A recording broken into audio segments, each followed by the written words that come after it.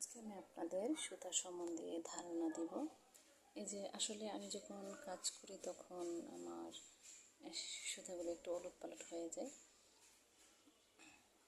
এই যে দেখেন আমার এখানে কত রকমের সুতা আছে, আর আমি সুতার প্রতি অনেকটাই দুর্বল। তো আমি জামার মধ্যে যে কাজগুলো করি সেগুলো বেশিরভাগই এই সুন্দরী সুতাগুলো দিয়ে করি।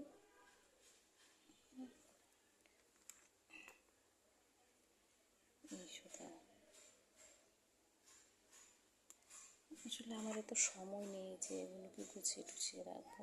আর অনেক আপুরাই প্রশ্ন করেন, আপু কালার পরে আমরা কি কলম দিয়ে ব্যবহার করি। তো আমি আজকে শুধু এগুলো নিয়ে একটা ভিডিও বানাবো, কলম আর সুতা। এই যে আমি এই কলমটা ব্যবহার করি, এগুলোর মধ্যে অনেক রকমের কালার পাওয়া যায়।